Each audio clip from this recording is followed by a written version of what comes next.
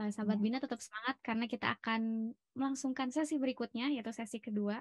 Ini masih berkaitan tadi ya tentang bagaimana Asma gitu kan, tentang keteladanannya kepada suaminya, terus bagaimana beliau punya apa ya peran di keluarga. Nah, sesi kedua ini kita juga akan membahas tentang bermula dari keluarga bermuara di surga. Masya Allah. Kali ini pematerinya langsung nih oleh owner dari Elbina Hijab, yaitu dari Teh Silvi dan Kang Aufa. Nah, sebelumnya aku izin bacain CV beliau dulu ya. Jadi Teh Silvi dan Kang Aufa ini buat sahabat Bina yang belum kenal nih, beliau ini adalah pasangan suami istri dengan 5 orang anak. Lalu usianya sama ya, yaitu 32 tahun. Kang Aufa ini lulusan komunikasi penyiaran Islam di UIN Bandung, sedangkan Teh Silvi lulusan psikologi pendidikan dan bimbingan UPI. Beliau adalah couple trainer ya, Masya Allah. Terus juga founder Bina Muslimah dan juga Elbina Hijab, Masya Allah. Teh Silvi dan Kang Aufa sudah bergabung ya? Assalamualaikum.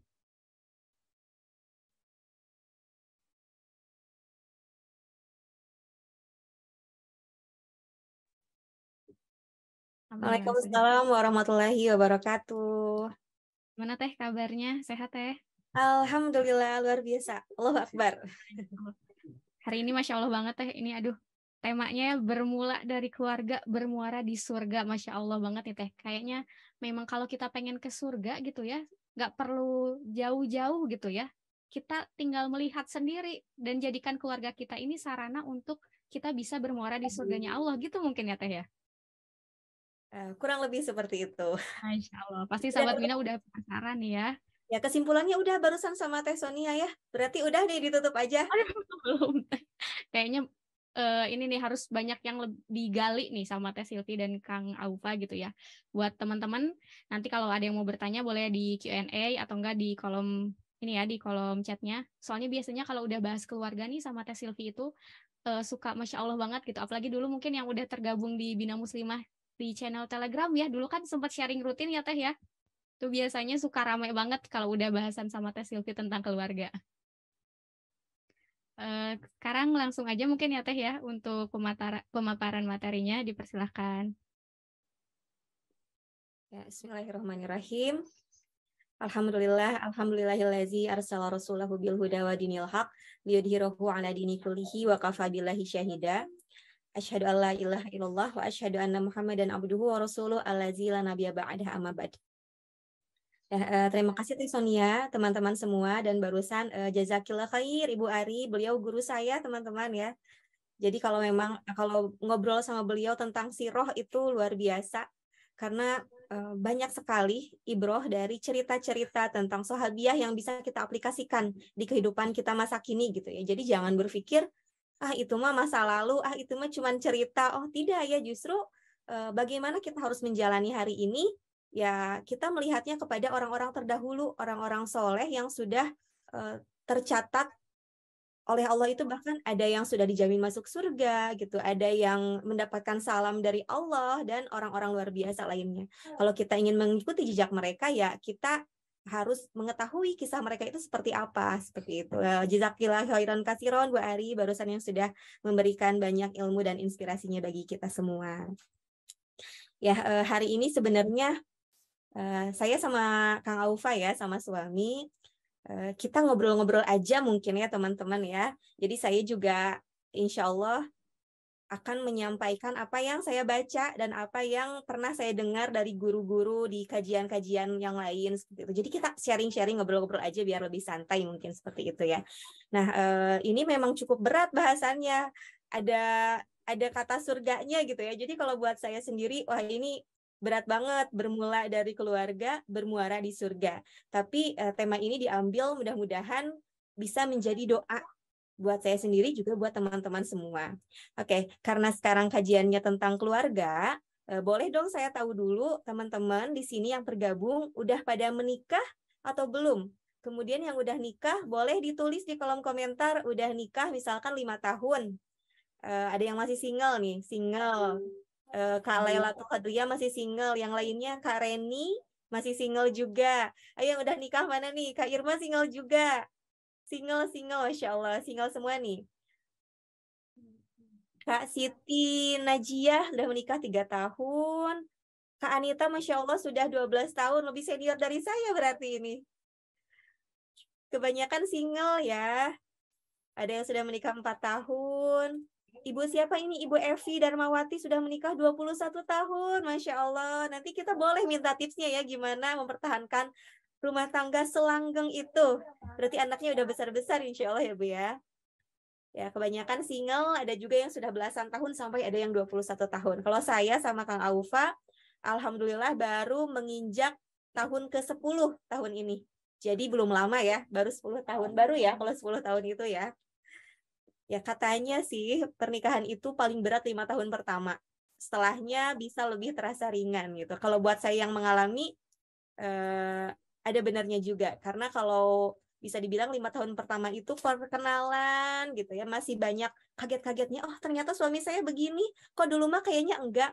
Kok jeleknya dia baru ketahuan di tahun ketiga, ada yang jeleknya ternyata baru ketahuan di tahun keempat gitu. Kalau ngoroknya mah ketahuannya di tahun pertama sih gitu ya biasanya kalau yang physically.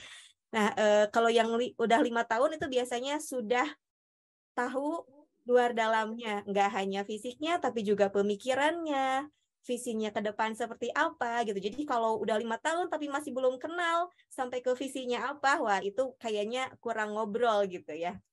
Termasuk apa yang akan kita obrolin hari ini nih tentang ada iklan dulu. Bermula dari keluarga bermuara di surga. Ini berarti kita akan ngobrol tentang sebuah perjalanan yang ada awalnya, ada juga akhirnya. Awalnya itu dari keluarga, dari rumah tangga, dari akad nikah. Kemudian dari proses itu kita sama-sama menempuh perjalanan dengan tujuan akhir yaitu surga.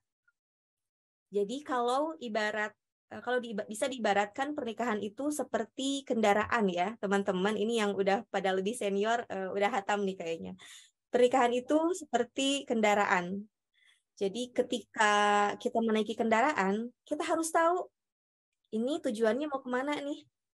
Pernikahan adalah kendaraannya dan penumpangnya itu adalah pasangan suami istri, ada juga anak-anak gitu. Yang mana ketika kita misalkan mau naik angkot nih ya, angkutan umum, kita harus tahu tujuannya mau kemana dan selain tahu itu harus sinkron. Nggak mungkin kan kita naik kendaraan supirnya mau ke Jakarta tapi kita sebenarnya mau ke Surabaya gitu, itu nggak akan nyambung. Jadi harus ada sinkronisasi antara supir drivernya dengan penumpangnya. Begitu juga dengan pernikahan, kita harus memiliki tujuan yang sama atau bisa dibilang di sini visi yang sama gitu. Nah coba saya sekarang mau tanya lagi, kalau ditanya terutama untuk teman-teman yang sudah menikah ya, yang belum menikah juga boleh menjawab. Ingin nggak nanti di akhirat itu berkumpul lagi di surga bersama suami, bersama anak-anak? Ingin atau ingin banget? Atau ingin banget gitu? Ingin sekali ya, pengen banget. Oke, pengen banget. Kalau ditanya, itu jawabannya pasti pengen banget. Tapi kalau pertanyaannya gini, oh ada yang udah nikah nih 5 tahun, ada yang udah nikah 10 tahun, ada yang udah nikah 15 tahun. Kemudian ditanya, Mbak, visi misi pernikahannya sama suaminya itu visi misinya apa? Kira-kira jawabannya apa? Ketika ditanya visi misi keluarga kamu apa sih gitu? Atau anak nih nanya, Mama visi misi keluarganya apa sih? Gitu. Kira-kira jawabannya apa? Ada yang mau coba mengemukakan pendapat gak?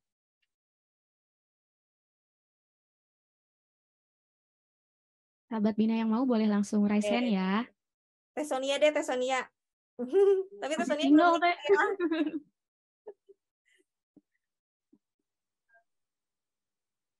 Nih ada yang jawab nih, Teh Nur Imamah, menjadi keluarga pendidik muslim. Oh ini Teh Imamah berjalan bersama menuju ridhonya. Teh Lailatul Qadiyah menjadi keluarga pendidik muslim, tapi belum nikah katanya. Nggak apa-apa Teh Sonia, belum nikah juga jawab aja. Oke, saya coba share screen ya. Bismillahirrahmanirrahim. Mana nih, Bi? Sebentar ya. Ini. Ini nih kayaknya.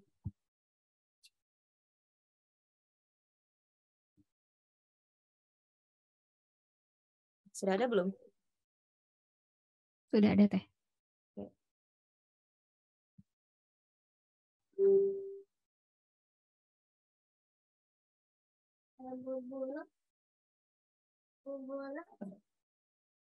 Nah, tadi ya seperti yang sudah disampaikan, jadi berumah tangga itu seperti kita dalam perjalanan, harus jelas tujuannya kemana. Karena hari ini banyak sekali kita menemukan, atau mungkin kita bisa mengevaluasi diri kita sendiri, rumah tangga kita sendiri, karena mungkin kita lupa bahwa kita berumah tangga itu punya tujuan. Tujuannya itu bukan hanya membesarkan anak, bukan hanya punya keturunan, bukan hanya lari dari masalah. Biasanya kalau para single suka ada celetukan, aduh capek banget nih hidup, capek nih nyari nafkah, mending nikah aja deh gitu ya. Apakah tujuan nikahnya untuk itu saja? Atau aduh capek nih single, atau karena teman-teman udah pada nikah, saya juga kayaknya nikah aja deh gitu. Dulu tujuannya seperti itu, jadi jangan sampai tujuannya seperti itu. Karena ternyata ini sudah ada dalam Al-Quran bahwasanya keluarga muslim itu harus punya visi. Visinya seperti apa? Itu ada tercantum dalam Quran Surat At-Tahrim ayat 6 dan Quran Surat Al-Furqan ayat 74. Yang At-Tahrim ayat 6, A'udzubillahi minasyaitonirrajim.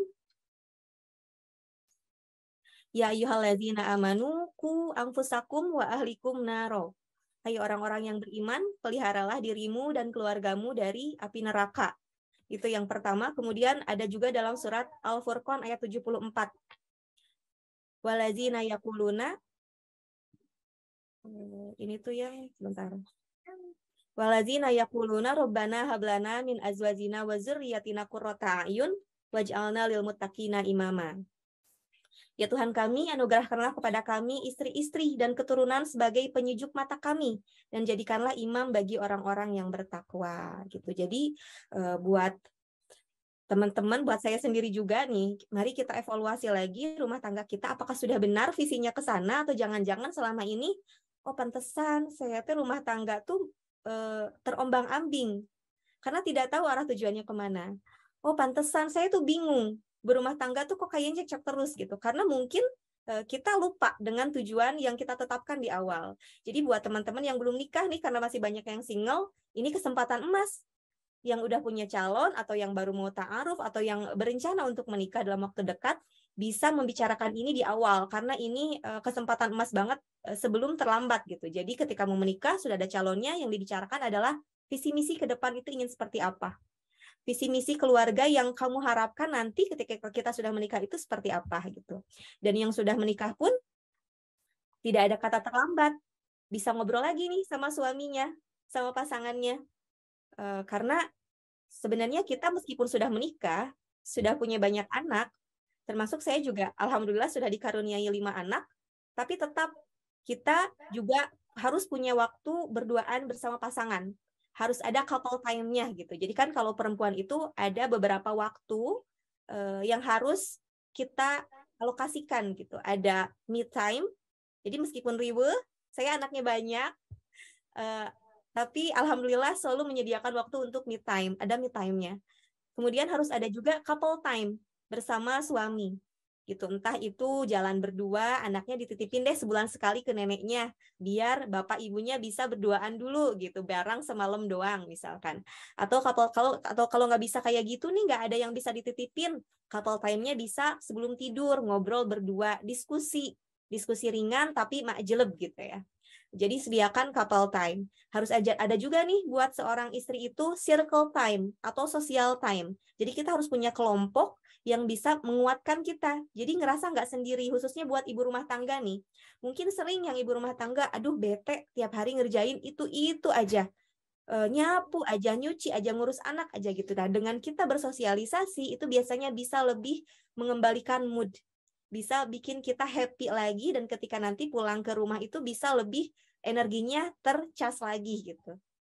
Dan ada juga family time. Kalau family time itu bersama suami, bersama anak-anak, itu juga penting banget untuk diluangkan. Jadi, oh ini saya mah udah setiap hari juga family time. Nah, tapi tetap meskipun setiap hari bersama anak-anak di rumah, setiap hari bersama suami di rumah, tapi harus diagendakan dan dikonsep. family time-nya ngapain, agendanya apa, dan goals-nya apa gitu. Karena waktu-waktu itu kalau memang kita konsep dari awal akan lebih bermakna dibandingkan dengan kita biarkan mengalir begitu saja gitu. Tiap hari juga sama suami, tiap hari juga sama anak-anak, udah cukup saya mah couple time-nya, udah cukup family time-nya. Tapi ketika ditanya goals-nya apa, kemudian goals-nya tercapai atau enggak, itu setelah dievaluasi, kalau jawabannya masih bingung, oh apa ya tujuannya, tercapai atau enggak ya, berarti memang kurang dikonsep dan ya tidak ada visi yang jelas gitu. Sedikit soal yang dibahas tentang surat At-Tahrim ayat 6. Jadi saya ini membaca penjelasannya dari buku yang ditulis oleh Ustadz Budi Ashari. Hai orang-orang yang beriman, peliharalah dirimu dan keluargamu dari api neraka. Jadi yang pertama kita harus memelihara diri dan memelihara keluarga. Itu adalah visi dari keluarga muslim. Wajib seperti itu. Jadi mari kita evaluasi lagi diri dan juga diingatkan nih kepada pasangannya masing-masing bahwa kita punya tugas. Ketika kita menikah, kita harus ingat kita mengemban tugas untuk memelihara diri, memelihara suami, mengingatkan gitu ya, memelihara anak-anak agar goals-nya itu kita semua bisa terhindar dari api neraka. Kemudian kalau dari surat Al-Furqan ayat 74, ya Tuhan kami, anugerahkanlah kepada kami istri-istri dan keturunan kami sebagai penyejuk hati. Gitu. Pertama di sini kalimatnya, ya Tuhan kami, anugerahkanlah pasangan dulu ya, pasangan, kemudian baru keturunan. Ini kenapa kira-kira yang dibahas pasangan dulu, enggak keturunan dulu gitu. Ternyata setelah saya baca dari bukunya Ustadz Budi Ashari, keturunan-keturunan yang berkualitas, keturunan-keturunan yang menjadi penyejuk mata itu adalah berasal dari pasangan yang menyejukkan hati juga, yang menyejukkan mata juga gitu. Jadi sebelum kita mendidik anak, pingin anak-anak kita jadi soleh, ya kita duluan yang harus jadi penyejuk mata untuk suami, harus menjadi istri yang solehah dulu untuk suami, barulah kita bisa menjadi teladan yang baik untuk anak-anak kita. Kemudian ada urutannya lagi nih di ayat sebelumnya itu kan, menjadi penyejuk mata dan jadikanlah imam bagi orang-orang yang bertakwa. Jadi yang pertama penyejuk mata, kemudian yang kedua pemimpin bagi orang-orang yang bertakwa. Nah ini juga kalimat sesimpel ini ternyata ada tafsirnya setelah saya baca ya. Bahwasanya tujuan dari pernikahan keluarga muslim adalah untuk melahirkan pemimpin-pemimpin yang bertakwa. Pemimpin-pemimpin bagi orang-orang yang bertakwa. Jadi kita harus punya goals. Oh, anak saya harus menjadi orang yang bertakwa dan dia harus bisa menjadi pemimpin bagi orang-orang yang bertakwa.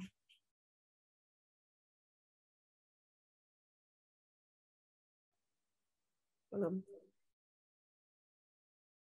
Nah, kemudian tafsir selanjutnya adalah ternyata pemimpin-pemimpin besar, pemimpin-pemimpin hebat itu lahir dari jadi sebelum mereka menjadi pemimpin besar, ternyata di rumahnya mereka adalah anak yang menyejukkan mata dan menyejukkan hati bagi orang tuanya. Ternyata tafsirnya seperti itu. Tidak akan menjadi pemimpin yang besar, tidak akan menjadi pemimpin yang adil jika di rumahnya mereka tidak menyejukkan mata keluarganya gitu. Jadi berawal dari menyejukkan mata keluarga, berawal dari keluarga yang harmonis, maka akan memancarkan cahaya kepemimpinan yang hebat bagi orang-orang sekelilingnya.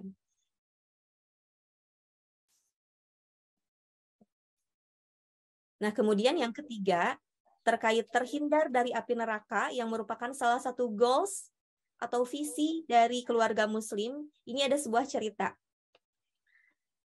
Rasulullah, mungkin teman-teman sudah tahu ceritanya ya, bahwasanya Rasulullah itu mengharamkan harta sedekah dan harta zakat bagi dirinya dan keluarganya. Kemudian pada suatu hari, Hasan bin Ali, cucunya Rasulullah itu mengambil kurma dari kurma zakat gitu. Jadi itu diperuntukkan untuk zakat, untuk dibagikan kepada para mustahik zakat. Ketika mengetahui hal tersebut, Rasulullah serentak langsung mengejar Hasan dan mengeluarkan kurma yang sudah dimakan Hasan itu dan mengeluarkannya gitu. Dilemparkanlah kurma itu dan berkata pada Hasan bahwasanya haram bagi keluarga mereka, bagi keturunan-keturunan Rasulullah memakan harta sedekah dan harta zakat. Padahal saat itu Hasan masih sangat kecil Jadi kalau bisa dibilang belum balik. Kalau yang belum balik itu kan belum memiliki catatan amal ya, belum punya dosa gitu. Tapi Rasulullah menjaga, meskipun cucunya itu masih kecil, nggak ada istilah, nggak apa-apa, dah masih kecil gitu. Namanya juga anak kecil, namanya juga anak muda, nggak apa-apa gitu. Tapi meskipun masih kecil, pendidikan Rasulullah itu tetap yang haram-haram, yang halal itu halal. Jadi tidak ada toleransi terhadap halal dan haram. Begitupun kita sahabat Bina gitu. Jadi meskipun anak-anak masih kecil, memang pendidikan mengenai halal dan haram, apa yang harus dilakukan sebagai seorang muslim itu dari kecil, meskipun mereka anak-anak itu belum bisa mengikuti dengan sempurna. Tapi tetap kita tidak boleh memberikan ruang abu-abu terhadap syariat gitu ya. Kalau haram harus track ya udah haram gitu. Kalau saya sendiri misalkan mengenai halal haram ini, anak-anak misalkan belanja nih ke supermarket ya, ke Indo April, ke Indomie, itu biasanya mereka memilih sendiri makanannya. Dan mereka melihat bungkusnya, apakah ada logo halal atau tidak. Gitu. Kalaupun belum kelihatan, kan biasanya logo halal itu kecil banget ya. Tapi biasanya dicari gitu. Mana ya logo halalnya, mana ya? Kalau belum ketemu, jangan deh gitu. Takutnya ini haram gitu. Jadi sesederhana itu, tapi itu bisa menanamkan kepada anak-anak bahwa ya memang harus detail untuk masalah halal dan haram. Agar nanti tujuannya ini berkumpul di surga.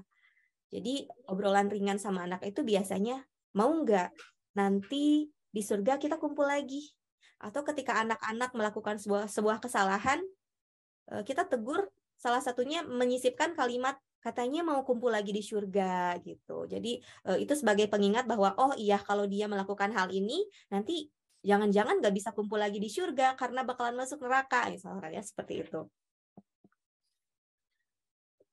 Nah, selanjutnya terkait visi ini, ada sinkronisasi suami istri. Ini kita akan melihat studi kasus. Yang pertama ada Nabi Nuh dan istrinya.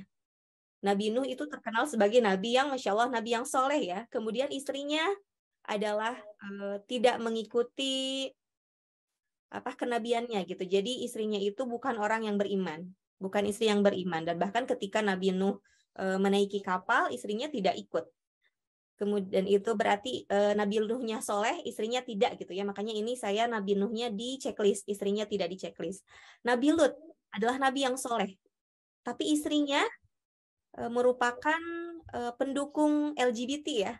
Istrinya itu bukan LGBT, tapi mendukung kaumnya yang melakukan LGBT, bahkan bisa disebut sebagai mak comblangnya. Jadi Nabi Lutnya suami yang soleh, tapi istrinya tidak soleh. Kemudian ada kasus yang lain, yaitu Fir'aun. Fir'aunnya kafir, dan bahkan dia menyebut dirinya Tuhan. Dan istrinya adalah Asiyah, Bunda Asiyah yang sangat soleh, bahkan termasuk dari empat wanita utama gitu yang akan memimpin para wanita di surga nanti. Kemudian ada kasus selanjutnya, ini bukan nabi, yaitu Imron dan istrinya. Ini dua-duanya sama-sama soleh, suaminya soleh, istrinya juga soleh. Nah, kita bisa melihat ketika Nabi Nuh soleh, istrinya enggak, Nabi Lut soleh, istrinya enggak, Fir'aun enggak soleh tapi istrinya soleh, itu tidak menghasilkan keluarga yang berkualitas ke bawahnya gitu. Akan tetapi ini ada Imron dan istri yang sama-sama soleh, mereka melahirkan anak yang solehah, yaitu Maryam. Dan Maryam melahirkan anak yang soleh, yaitu Nabi Isa. Jadi anak-anak yang soleh itu akan lahir dari sinkronisasi suami istri, yang dua-duanya itu sama-sama soleh gitu.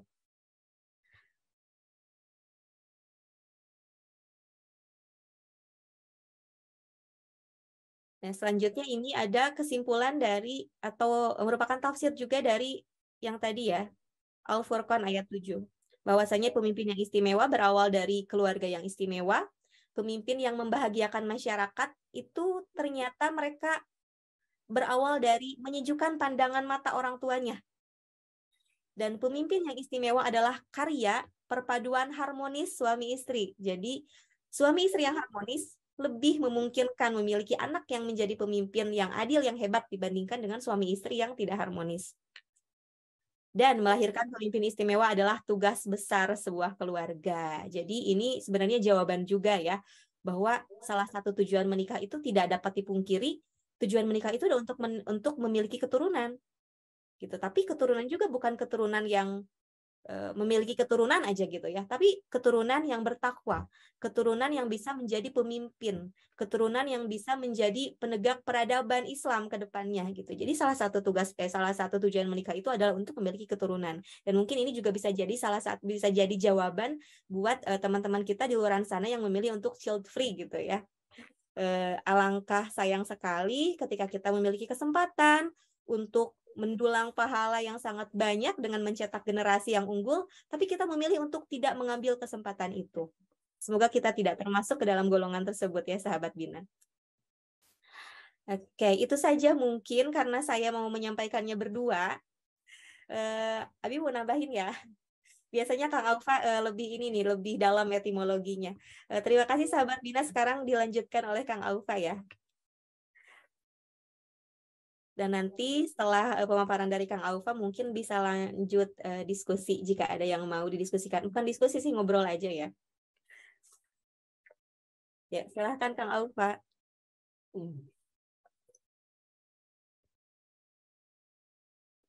Ya, bismillahirrahmanirrahim. Assalamualaikum warahmatullahi wabarakatuh. Alhamdulillahi wa kafa. Wassalatu wassalamu ala nabiyil mustafa wa ala alihi ahli wal wafa amma ba'd. Ya, mohon maaf ya. Mungkin saya di sini lebih melengkapi ya. Dan tadi pun tidak terlalu banyak menyimak yang disampaikan oleh istri. Karena sambil ngasuh juga. Ya, alhamdulillah anak yang dua lagi ikut. Yang pertama, yang kedua lagi ikut pesantren kilat. Yang ketiga dititip di neneknya kemarin. Kemudian yang keempat masih nempel terus, dan yang kelima ya masih bayi 2 bulan ya. Mungkin saya lebih kepada hal-hal yang memang menggali makna-makna yang memang tadi disampaikan oleh istri, yang terdengar itu beliau menyampaikan atau istri saya menyampaikan ayat Al-Quran ya. Ini visi misi keluarga Muslim gitu ya. Saya lebih menguatkan bahwasannya visi dan misi keluarga itu amat sangat penting gitu ya. Karena memang inilah menjadi pondasi dalam mengarungi bahtera rumah tangga, kehidupan rumah tangga. Mungkin dari temanya berawal dari keluarga bermuara di surga. Sebetulnya itu doa ya, doa saya dan istri lah yang memang ya bagaimana agar keluarga ini benar-benar seperti halnya yang Allah dan Rasulullah harapkan gitu ya. Jadi kita sebagai individu ini menjadi kita potret bahwasannya kita sebagai individu adalah makhluk Allah yang Allah ciptakan dan memiliki tugas gitu. Ya kita tahu lah, kita di sini manusia Allah ciptakan menjadi khalifah di muka bumi. Ketika kita tarik ulur dalam kehidupan kita sebagai pribadi, kemudian kita sebagai, kalau misalnya seorang laki-laki sebagai pemimpin dalam keluarga, seorang laki-laki dipotret sebagai suami dari istri, kemudian menjadi ayah bagi anak-anak. Jadi diri kita potret dari berbagai macam sudut pandang, dari berbagai macam perspektif.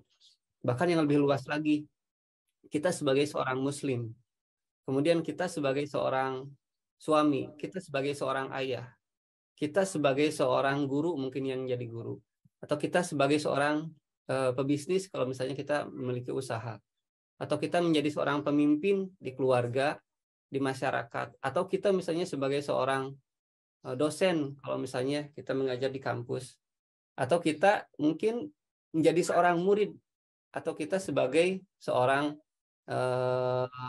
anak dari ayah dan ibu kita.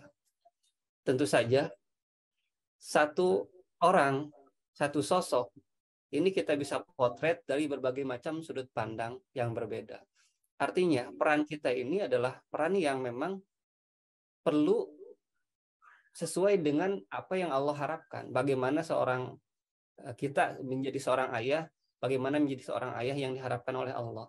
Jadi seorang suami yang memang diharapkan oleh Allah.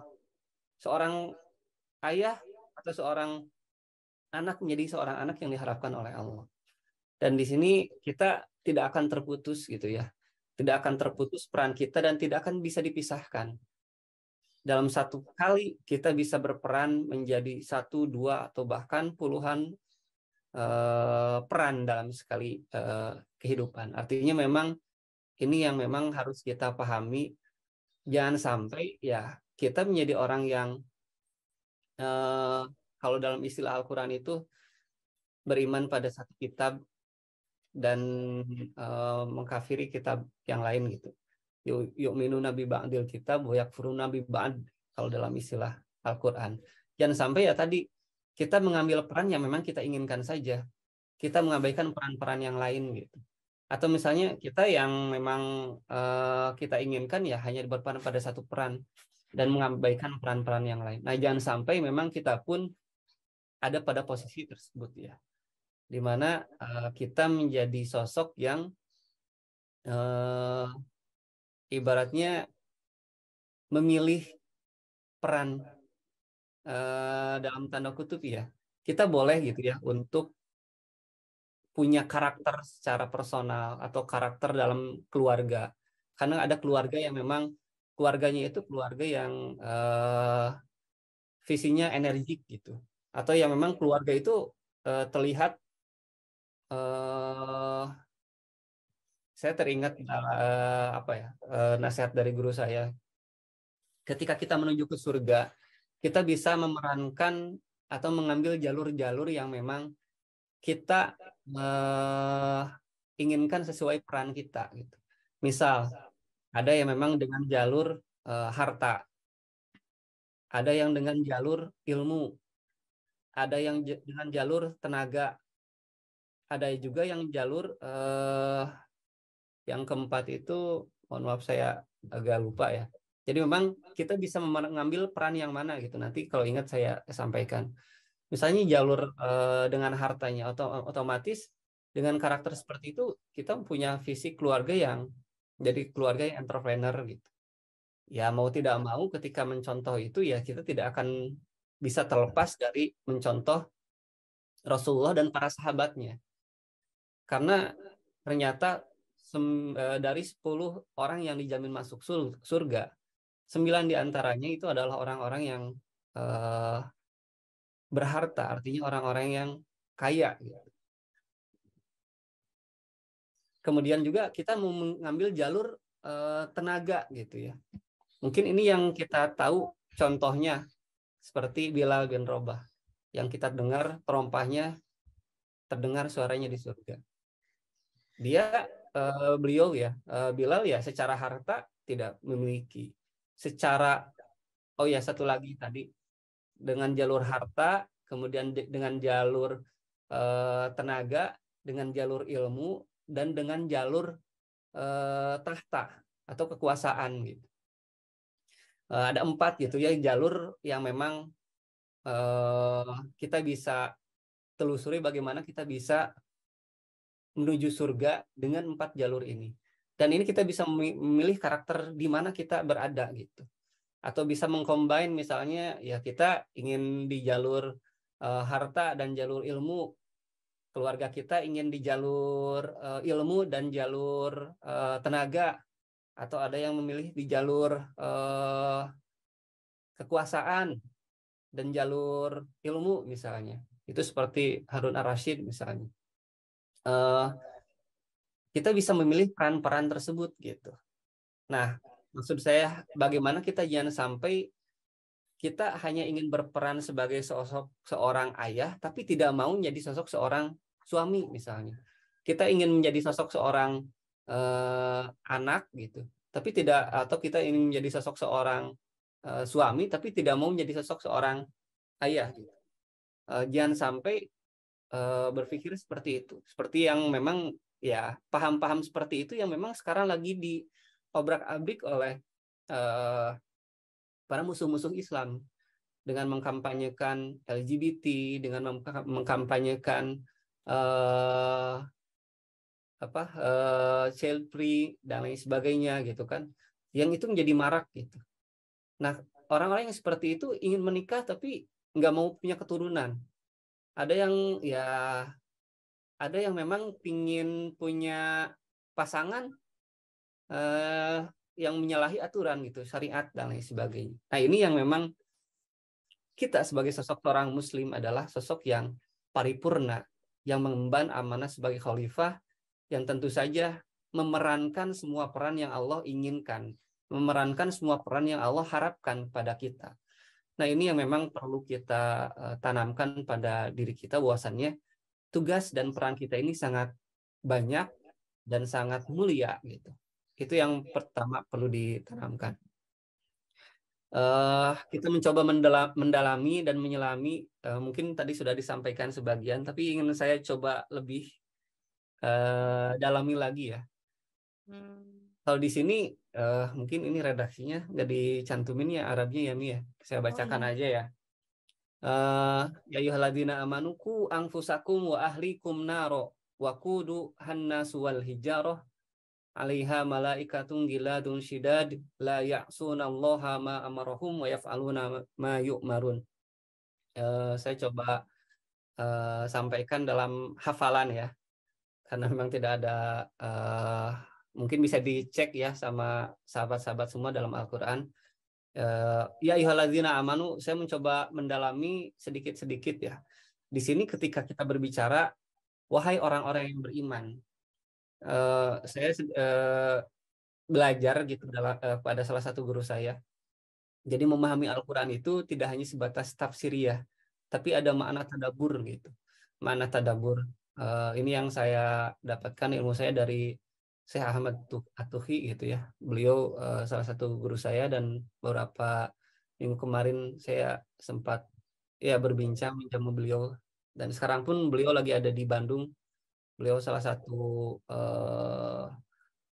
bisa apa ya, mungkin bilang salah satu guru dari Ahmad Nu'man Ali Khan gitu kan, yang kita tahu gitu bagaimana pentafsiran sebagai dalam konteks kekinian ya, tadabbur gitu. Di sini kita mencoba memaknai wahai orang-orang yang beriman. Kalau secara tafsir ya di sini adalah ajakan panggilan Allah kepada orang-orang yang beriman. Ya ayyuhalladzina amanu. Tapi ketika kita mendalami lebih dalam gitu makna tadabburnya, di sini adalah penghargaan Allah kepada kita sebagai orang-orang yang beriman gitu. Jadi bukan hanya sebatas panggilan, tapi ini adalah bentuk penghambaan, bentuk kemuliaan kita sebagai hamba Allah. Jadi ketika kita tidak merasa terpanggil gitu atas ajakan Allah ini, berarti ya kita iman kita perlu dipertanyakan, atau iman kita misalnya ada yang salah atau ada yang sakit misalnya, yang harus diperbaiki. Ini adalah sebuah bentuk kemuliaan, panggilan. Ya ibadi, ya ayyuhalladzina amanu, itu bentuk seperti halnya kita memanggil misalnya kepada istri kita atau ke anak-anak kita, ada panggilan kasih sayang gitu ya. Seperti halnya Rasulullah pada Aisyah, ya Humairah gitu kan. Ada panggilan-panggilan kasih sayang, ada panggilan-panggilan yang itu menunjukkan identitas kita gitu. Tiada lain, bukan bahwasannya yang dituju adalah kita gitu. Ketika kita merasa terpanggil dan merasa dimuliakan oleh Allah dengan panggilan itu, itulah adalah bentuk kemuliaan tertinggi untuk makhluk Allah. Makhluk Allah itu banyak gitu kan. Semua makhluk yang ada di muka bumi ini, baik bumi, alam semesta dan lain sebagainya. Dan kita dipanggil menjadi seruan yang khusus, yaitu wahai orang-orang yang beriman, di antara semua makhluknya, bahkan di antara semua manusia. Ketika kita melihat ini sebagai sebuah bentuk panggilan, berarti di sini kita bentuk kita untuk benar-benar merasakan bahwasannya Allah itu menyayangi kita gitu. Kemudian di sini ku anfusakum wa ahlikum naro. Ini kan menjadi sebuah kalau dalam istilahnya itu, kalau dalam istilah bahasa balaghah gitu ya yang saya pernah pelajari di pesantren. Ini ada mafhum mukhalafah. Peliharalah dirimu dan keluargamu dari api neraka. Dirimu dan keluargamu dari api neraka. Di sini mukhatabnya atau yang dipanggilnya itu bagaimana diri kita dan keluarga kita. Kemudian di situ ada larangan gitu dari api neraka. Berarti ketika ada perintah, berarti di situ ada larangan.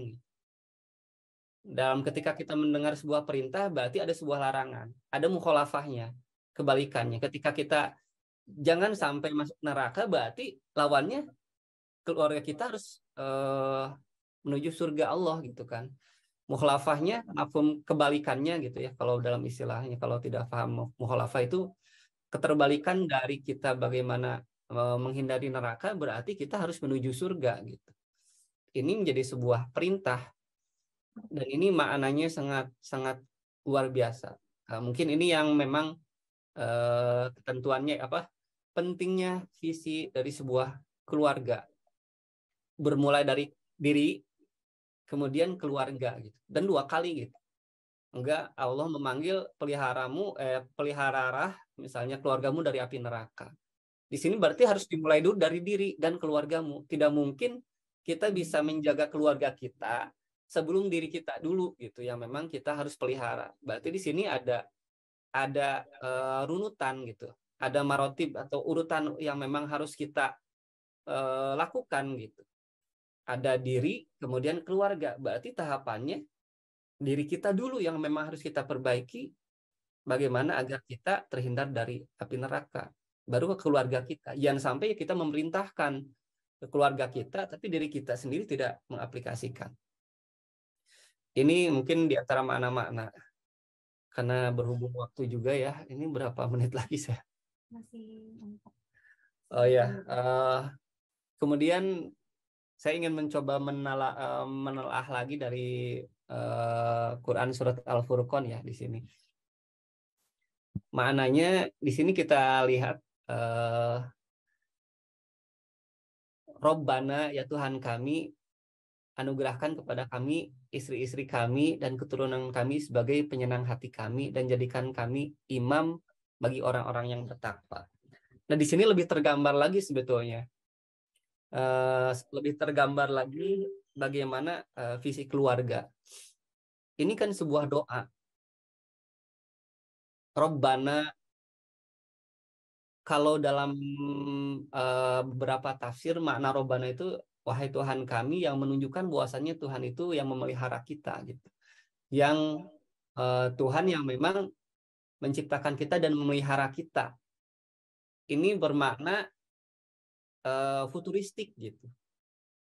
Kemarin, hari ini, dan besok gitu.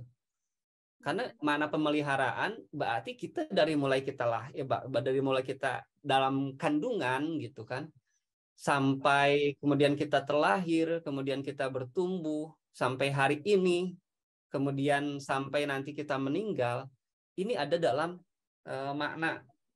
Berarti di sini kalau kita berbicara makna tadaburnya, bahwasannya ketika ya Robbana di sini itu satu kalimat tetapi mencangkup semua aspek kehidupan kita, dari mulai kita dalam janin kandungan sampai kita akan meninggal nanti waktunya yang memang entah kapan.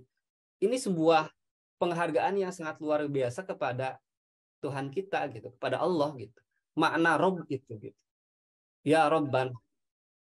Berarti di sini bentuk ada positioning dalam istilahnya itu, kita sebagai makhluk, sebagai hamba yang meminta kepada Rob kita.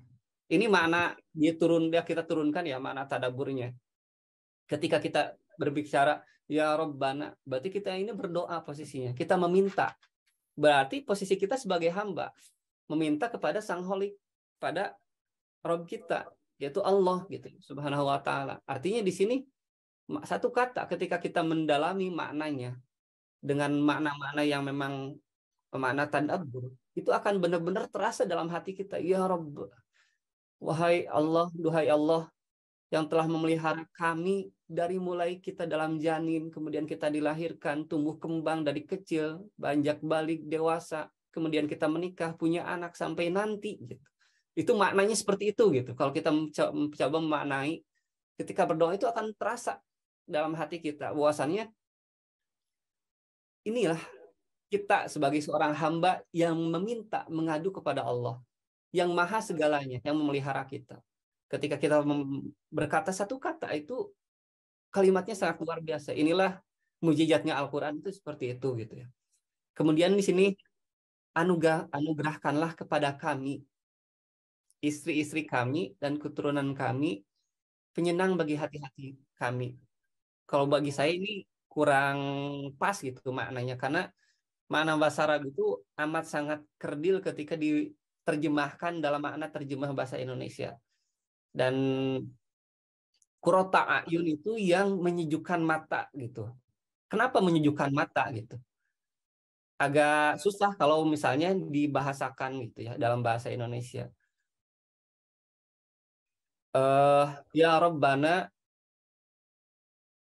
anugerahkanlah kepada kami, istri-istri kami, hablana min azwajina, istri-istri kami, qurrata ayun. Nah, kita akan coba bahas makna qurrata ayun. Mungkin tadi sudah disampaikan juga oleh Teh Silvi, bagaimana qurrata ayun itu sebuah ekspresi kebahagiaan, puncak kebahagiaan tertinggi bagi seorang manusia gitu. Kita bisa melihat gitu kan, ini kita bisa turunkan banyak banget gitu ya, sampai turunannya. Bagaimana istri-istri yang memang menyejukkan, tadi ini ada marotib gitu ya, ada urutan berarti istri-istri, kemudian keturunan. Tadi mungkin sudah disampaikan oleh Teh Silvi juga. Tapi di sini ada ada makna qurrata ayun. Pernah mendengar atau melihat sosok misalnya seorang ibu yang ketika anaknya dipanggil, kemudian mendapatkan penghargaan karena anaknya misalnya hatam Quran, kemudian berurailah air mata gitu. Air mata itu bukan air mata kesedihan, tapi air mata yang memang qurrata ayun itu seperti itu gitu. Itu puncak kebahagiaan ketika kita memandang anak kita, istri kita dengan pandangan yang qurrata ayun, bukan yang sedih. Ini ada dua korelasi ya. Mata yang menangis karena sedih dan mata yang menangis karena haru dan bangga gitu. Itu berbeda. Rasanya itu berbeda. Walaupun sama-sama, yang satu matanya menangis panas gitu ya karena kesedihan. Satu lagi makna mata yang memang sejuk gitu. Qurrata ayun itu makna yang sangat terdalam. Ini mujizatnya Al-Qur'an, bahasanya luar biasa, sastranya sangat luar biasa, mengambil cuplikan gitu ya. Kalau ini diibaratkan sebuah film gitu ya, mengambil angle yang sangat enak gitu untuk dilihat dan puncak gitu. Kita nggak perlu berkata-kata bahwasannya ibu ini adalah yang sangat bahagia sekali dan lain sebagainya. Nggak seperti itu. Tapi dengan makna satu kata, kalimat, hanya mungkin kalau di film itu melihatkan angle seorang ibu yang sangat bahagia ketika anaknya dipanggil karena hafal Quran misalnya, punya prestasi dan lain sebagainya. Ini menjadi sebuah puncak dari sebuah kebahagiaan gitu. Puncak dari sebuah kebahagiaan. Dan tentu saja ini bermula dari istri-istri dan kemudian juga keturunan gitu. Jadi berawal dari suami atau istri yang menyejukkan mata kedua belah pihak. Seperti hanya yang dirasakan oleh Rasulullah gitu ya. Rasulullah SAW ketika beliau dalam keadaan gundah dan lain sebagainya, datang ke Khadijah gitu, langsung hilang gundahnya dan lain sebagainya. Itu kita tahu dalam peristiwa ketika awal-awal mula turunnya wahyu gitu. Rasulullah menggigil dengan istri yang sangat luar biasa, menyejukkan mata sehingga menjadi penenang gitu, yang menjadi sebuah kebanggaan bagi kita. Kemudian di sini ada sebuah, kita turun lagi gitu ya, maknain lagi, maknanya di sini berarti ada sebuah ada sebuah kumpulan dari sebuah individu yang membangun sebuah entitas. Ada individu, kita sebagai individu, istri kita sebagai individu, anak-anak kita sebagai masing-masing individu. kemudian berkumpul yang Allah tetapkan takdirnya menjadi seorang keluarga, ada pasangan suami dan istri, kemudian ada anak-anak dan lain sebagainya. Ini menjadi sebuah entitas-entitas kecil gitu, yang dimaknai dengan sebuah keluarga, di mana satu sama lain tidak bisa terpisah gitu, tidak bisa dipisahkan. Ketika berbicara keluarga, tidak mungkin kita hanya sebatas seorang diri atau istri kita sebagai seorang diri dalam tanda kutip tidak dihadirkan gitu. Ya seperti halnya teman-teman misalnya yang belum punya pasangan gitu, yang masih single, ya belum bisa dikatakan berkeluarga karena belum ada entitas yang digabungkan gitu, individu yang digabungkan, yang disandingkan dalam sebuah ikatan. Makanya ikatan terbesar dalam kehidupan kita adalah mitsaqon golido. Itu selain ikatan ketika kita dalam kandungan gitu ya, ada ikatan yang paling kuat dengan diikat dengan akad, yaitu ikatan pernikahan, di mana ikatan ini adalah ikatan yang paling dibenci dan paling tidak disukai oleh iblis itu, oleh setan gitu.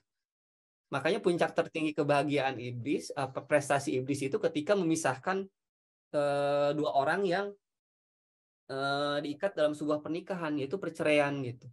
Itu prestasi tertinggi iblis kan, seperti itu yang kita tahu. Dan di sini kita memaknai bahwasannya kita punya ikatan yang besar gitu ya, antara suami dan istri adalah ikatan pernikahan. Dan itu tentu saja harus punya visi. Tanpa, ibaratnya mah, sebuah ikatan besar itu terjalin kalau tanpa visi, tanpa misi yang jelas, tanpa punya tujuan yang jelas, ya itu ibarat apa bedanya misalnya dengan pernikahan hewan gitu kan. Mereka juga sama bisa memiliki keturunan, atau binatang-binatang ternak dan lain sebagainya.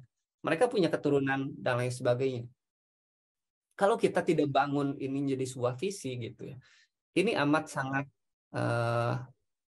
apa ya, bisa dibilang ya gimana akal kita gitu, di mana ruh kita, di mana hati kita, ketika sebuah ikatan yang sangat luar biasa ini ya terombang-ambing tanpa alasan yang jelas, tanpa tujuan yang jelas. Bahkan bisa dibilang ya sekarang itu yang diombang-ambing oleh para musuh-musuh Islam gitu kan. Yang pertama kali dihancurkan oleh mereka ya institusi yang bernama keluarga. Sampai akhirnya peran-peran itu tidak berfungsi. Peran seorang ayah, peran seorang suami itu yang diganggu, yang dihancurkan. Peran seorang ibu, bagaimana peran keluarga dalam mendidik generasi dan lain sebagainya, itu yang dihancurkan oleh mereka. Dan kita harus kembalikan lagi pada visi kita yang berkesesuaian yang diharapkan oleh Allah dan Rasul-Nya, seperti itu. Ini dalam baru dari satu makna ya. Kita coba dalami lagi lanjutannya. Qurrata a'yun waj'alna lil muttaqina imama. Wah, ini sangat, bagi saya pribadi ini yang bisa dibilang sangat benar-benar yang kita harapkan. Karena apa? Di sini ada kata imam bagi orang-orang yang bertakwa. Artinya apa? Ini perannya, kalau tadi misalnya individu, kemudian institusi terkecil namanya keluarga, kemudian dari keluarga menghasilkan keturunan yang menjadi imam bagi orang-orang yang bertakwa. Bagi saya ini sangat luar biasa gitu. Karena apa? Tidak dibayangkan gitu. Ada kumpulan orang-orang yang bertakwa, semua kawasan, semua Korea gitu ya, kalau dalam istilah Quran itu. Kemudian di semuanya adalah orang yang bertakwa. Kemudian misalnya anak kita atau keturunan kita menjadi pemimpin bagi orang-orang yang bertakwa. Ini amat sangat tinggi sekali gitu ya kemuliaannya. Luar biasa gitu. Doa ini menjadi sebuah doa yang punya visi yang besar. Artinya apa? Di sini tahapannya sangat, kalau kita urutkan itu sangat panjang gitu. Ya bagaimana keluarga-keluarga itu menghasilkan individu-individu yang bertakwa. Kemudian individu yang bertakwa itu berkumpul dalam tataran sosial kemasyarakatan, sampai masyarakat itu menjadi masyarakat yang bertakwa, kemudian menghasilkan pemimpin yang bertakwa dari orang-orang yang bertakwa. Artinya apa? Ini tahapan-tahapan yang sangat luar biasa, dari individu, keluarga, sosial, masyarakat, sampai negara gitu kan. Kemudian menghasilkan pemimpin dengan kualitas yang bertakwa. Ini sangat-sangat besar apa, sangat agung sekali gitu ya kemuliaannya. Dan ini menjadi cita-cita yang sangat besar yang harus kita tanamkan dalam diri kita dan keluarga kita. Karena apa? Ini yang menjadi sebuah harapan yang Allah harapkan. Ya kita tahulah dalam ayat-ayat yang lain, lau amanu ahlal qura amanu wattaqau lafatahna alaihim barakatim minas sama'i wal ard. Artinya apa? Ini puncak dari sebuah tatanan sosial di mana ketika masyarakatnya soleh dan bertakwa, maka akan turun rahmat dengan istilah baldatun thayyibatun warabun ghafur gitu. Ini kan sebuah visi yang sangat besar gitu. Ketika berbicara visi, otomatis kita tidak bisa berbicara ya yang penting besok kita bisa makan, yang penting anak-anak bisa sekolah, yang penting gitu. Itu enteng gitu. Jangan sampai visi kita itu hanya sebatas yang penting ya besok anak kita nggak kelaparan, istri kita misalnya nggak bingung masak dan lain sebagainya. Itu apa? Jangan sampai merendahkan visi kita. Tapi bagaimana visi kita ini, bagaimana dari keluarga kita itu bisa menghasilkan generasi yang berkualitas, anak-anak yang berkualitas, sampai kita bisa menghasilkan tatanan sosial yang berkualitas menjadi sebuah tatanan yang tinggi itu, jadi sebuah daulah itu yang memang diciptakan, yang kita lihat gitu, bagaimana Rasulullah membangun tatanan dari Mekah, kemudian hijrah. Kenapa ada hijrah? Itu demi apa gitu? Kalau hanya sebatas berdakwah ya oke, berdakwah gitu, di Mekah pun terus berdakwah. Tapi kenapa perlu hijrah? Karena perlu membangun tatanan yang lebih lagi, yaitu tatanan sosial, kemasyarakatan dibangun gitu. Ketika berbicara tatanan sosial itu tidak terlepas dari individu-individu keluarga, tatanan yang lain gitu ya. Mulai dari membangun ekonomi, membangun pendidikan, membangun akhlak, adab, dan lain sebagainya. Banyak sekali turunan-turunannya. Jadi dalam makna ini, doa ini, ketika kita memahaminya, memanjatkannya kepada Allah, berdoa gitu. Ini benar-benar merasuk dalam jiwa kita, dalam sukma kita, bahwasannya, ya Allah, diri kita ini sebagai hamba-Mu yang Allah telah ciptakan, yang Allah pelihara dari mulai dari janin gitu kan. Allah tiupkan ruh, kita ada perjanjian, ikatan dengan Allah di sana gitu. Kemudian kita dilahirkan, kemudian kita menjadi anak, balik, menikah, kemudian dewasa, punya keturunan, sampai kita meninggal. Itu maknanya seperti itu gitu. Kemudian kita berharap bahwasannya kita meminta istri-istri kita menjadi istri-istri yang menyejukkan mata gitu. Menjadi puncak dari sebuah kebahagiaan ketika kita bangga kepada keluarga kita atau kepada seseorang sampai kita berurayan air mata gitu. Itu menjadi sebuah puncak kebahagiaan gitu. Kebahagiaan yang bukan bahagia biasa. Kemudian juga sampai pada tatanan bagaimana kita bisa menghasilkan keturunan yang beriman dan menjadi imam bagi orang-orang yang bertakwa. Tentu saja bukan hanya bertakwa, tapi pemimpin dari orang-orang yang bertakwa gitu. Ini kan menjadi sebuah cita-cita yang amat sangat luar biasa. Dan tadi mungkin sudah dibahas juga bagaimana untuk menghasilkan keturunan-keturunan yang luar biasa itu tidak bisa kalau misalnya dihasilkan oleh orang tua yang biasa juga. Berarti ini harus ada ikhtiar dari orang tua yang memang soleh juga gitu. Dan itu yang menjadi sebuah doa sebetulnya. Kenapa tema ini yang dibawakan gitu ya oleh kami? Karena ini menjadi sebuah doa dan harapan bagi saya dan istri gitu ya. Dan bagaimana ya kita sebagai individu, kita sebagai keluarga, kemudian kita menjadikan membawa peran-peran yang lain gitu dalam kehidupan kita, baik menjadi seorang pengusaha, kemudian menjadi seorang pemimpin dan lain sebagainya. Ini menjadi sebuah hal-hal yang patut kita renungkan, sudah sejauh mana kita mencapai tujuan-tujuan dan doa-doa kita yang memang kita panjatkan kepada Allah. Jadi ini jadi sebuah kompas dan barometer kita sebagai seorang hamba, sebagai seorang suami istri dan sebagai seorang keluarga gitu. Nah ini yang memang harus kita tanamkan pada diri kita, bahwasannya penting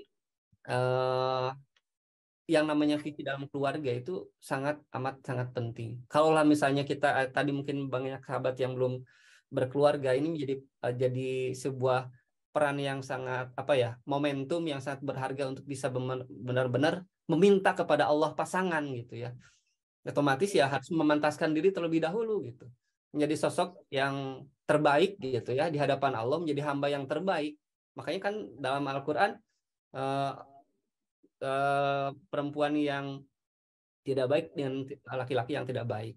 Perempuan yang soleh dengan laki-laki yang soleh akan dipasangkan seperti itu. Itu jadi janji Allah gitu kan.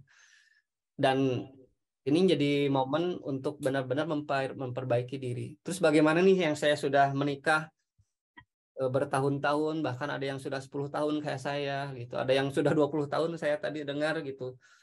Bagaimana kita mengembalikan lagi nih barometer kita gitu ya. Keluarga kita apakah sudah menjadi keluarga yang diharapkan oleh Allah, memerankan peran sebagai keluarga muslim yang memiliki visi-visi dan cita-cita yang sangat luar biasa.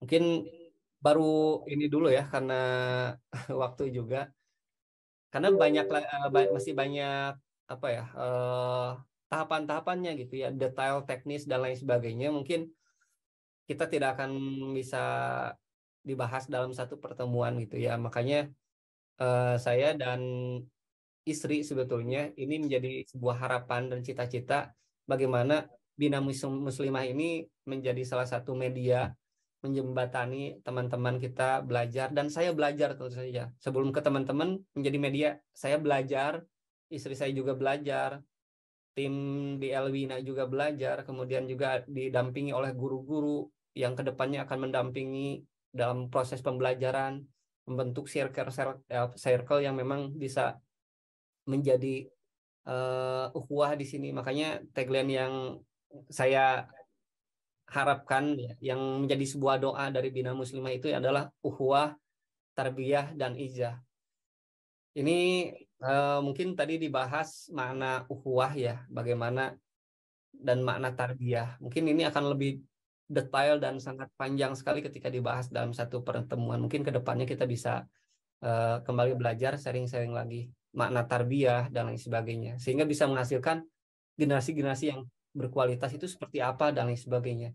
Tentu saja kita harus berproses, dan bagaimana, mungkin terakhir ya, satu lagi. Dalam Al-Qur'an, laqad kana lakum fi rasulillahi uswatun hasanah. Kalau ingin didalami lebih panjang lagi, ini sangat luar biasa gitu. Cuman saya ingin membahas bukan satu kata lagi, satu huruf saja dalam Al-Qur'an ini. Ini mujizatnya Al-Qur'an itu bukan hanya penggalan ayat, dan ini bahkan huruf dan harokat itu mujizat gitu. Kalau dalam makna qiraah itu laqad kana lakum fi rasulillahi uswatun hasanah gitu ya. Ada yang dibaca dengan makna uswatun itu riwayat Hafiz, ada juga yang dibaca dengan iswatun dalam riwayat-riwayat yang lain, dan sama semuanya sanadnya nyambung pada Rasulullah. Ada yang dibaca dengan uswatun, ada yang dibaca dengan iswatun gitu. Kenapa ini sama-sama diperbolehkan dan ada nyambung sanadnya pada Rasulullah? Uswatun itu maknanya makna yang hal-hal yang besar, hal-hal yang agung, hal-hal yang luar biasa gitu. Berarti kita mencontoh Rasulullah itu dalam aspek-aspek yang sangat besar, ada contohnya gitu. Kemudian juga dimaknai dengan makna iswatun gitu. Iswatun ini kasroh. Kasroh dalam bahasa Arab itu bermakna pecahan-pecahan atau percikan-percikan yang kecil gitu. Kasroh gitu ya. Seperti halnya gelas misalnya yang pecah, atau piring yang pecah, kaca yang pecah, sampai ada serbuk-serbuk pecahan yang terkecil gitu. Iswatun. Berarti kita mencontoh Rasulullah itu dalam aspek yang terbesar sampai hal-hal yang terkecil gitu. Dan itu ada contohnya, contohnya dari Rasulullah gitu. Ketika kita berkata, nggak usahlah kita bawa-bawa agama dalam politik, nggak bolehlah agama ada di pasar, nggak bolehlah agama ada di pemerintahan, nggak bolehlah ada agama. Ya itu berarti kita tidak mencontoh Rasulullah gitu. Sampai kita hal-hal yang terkecil, kita itu ada aturannya. Dari mulai bangun tidur sampai memejamkan mata kembali ada aturannya, ada doanya, ada urutannya. Begitu detail, dan tidak ada agama di muka bumi ini yang mencontohkan sedetail dalam aturan Islam. Artinya apa? Ini pedoman yang benar-benar sangat luar biasa gitu ya.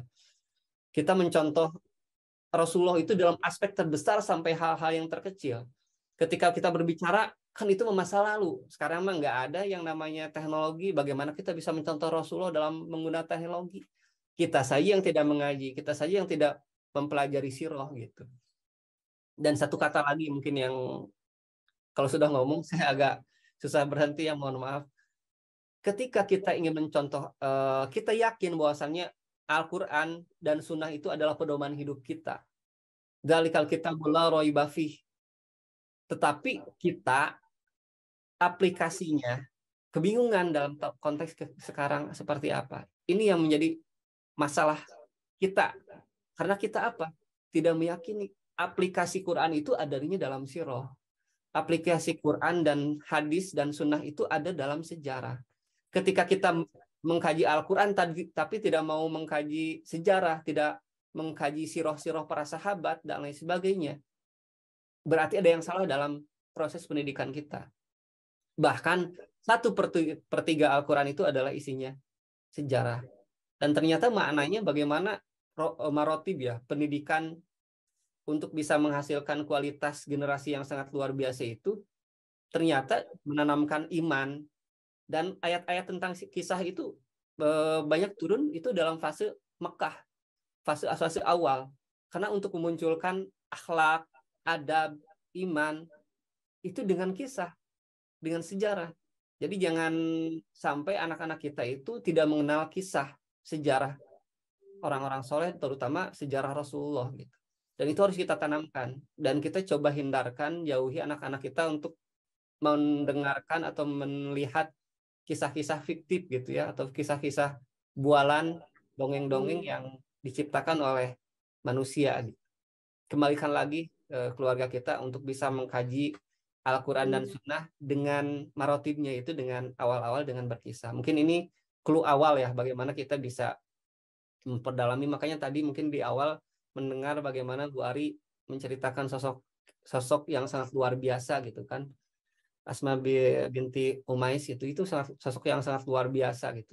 Jadi sosok muslimah yang bisa menikah dengan 3 ahli surga. Yang jelas itu sudah dilafadzkan oleh Rasulullah gitu kan.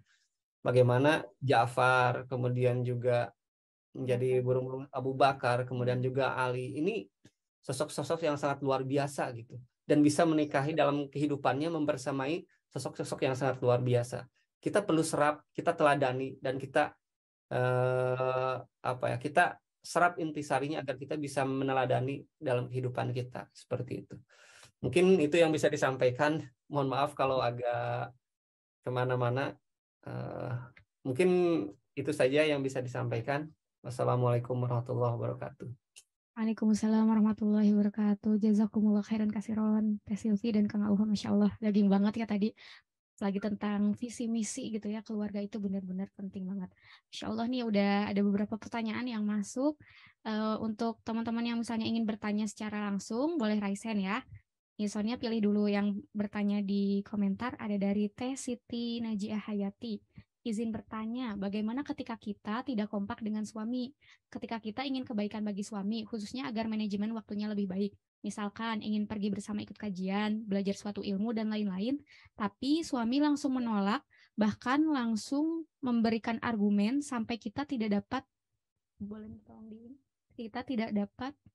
mengajukan permintaan lagi. Bagaimana baiknya sikap kita, padahal kita juga ingin menjadi contoh yang baik bagi anak. Masya Allah. Mungkin terkait tadi juga ya, bagaimana keluarga itu kan harus kompak ya Kang Teteh ya, suami dan istrinya. Ini mungkin ada pertanyaan, ketika suaminya mungkin tidak bisa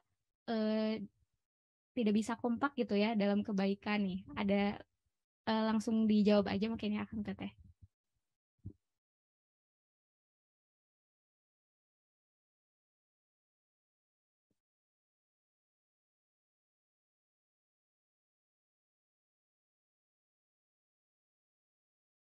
Suaranya Teh belum terdengar. Oh ya, Bismillahirrahmanirrahim. Bagaimana agar kompak antara suami dengan istri ya? Ya memang harus kompak. Pertama, kenapa harus kompak? Kita bahas ini dulu. Karena dalam satu kendaraan kita memiliki tujuan yang sama. Dan gimana caranya biar kompak? Kita harus ya tadi belajar mengenai suatu ilmu yang sama. Misalkan kalau saya kajian, suami juga kajian. Kalau kajiannya khusus muslimah, nanti ketika pulang kajian, saya ceritakan kembali apa yang saya dapat di kajian yang tadi. Kemudian ke suami juga kajian nih. Kajian yang khusus muslim, bapak-bapak aja misalkan. Tapi ketika pulang, selepas kajian tersebut, suami akan menceritakan apa yang beliau dapat sehabis kajian tadi gitu. Kemudian kita membaca satu buku yang sama, ataupun kalau tidak membaca satu buku yang sama, minimal intisarinya diketahui gitu. Suami saya baca apa, beliau menceritakan kepada saya, isinya begini nih, Mi, gitu. Kemudian saya baca buku apa, saya juga menceritakan gitu. Atau kalau saya mendengar ceramah di YouTube, saya kirim linknya kepada suami dan suami pun begitu gitu. Mi, nih dengerin ceramah ini, bagus, ini linknya gitu. Memang itu yang diharapkan mungkin ya, dan salah satu cara untuk menjaga kekompakan dan menjaga biar memiliki frekuensi yang sama antara suami dengan istri. Namun gimana nih biar kalau suami istri itu tidak kompak, terutama dari pihak suaminya yang kurang mendukung. Pertama, memang kalau saya sendiri ada prinsip, nanti mungkin Abi kalau ada dalilnya ya, Abi. Kita mau pergi kemanapun, termasuk mau kajian pun, itu harus izin suami gitu. Mau pergi pengajian nih ke ustadz siapa gitu, misalkan di Masjid Trans Studio Bandung misalkan ya. Kita izin dulu sama suami, itu wajib ya, meskipun itu untuk aktivitas yang sudah terbukti, sudah pasti baik. Tapi tetap kita itu harus meminta izin kepada suami. Ketika suami mengizinkan, alhamdulillah. Ketika tidak, ya sudah gitu ya. Kita cukup berdoa, ya Allah semoga suatu saat suami mengizinkan. Gitu, tetap begitu.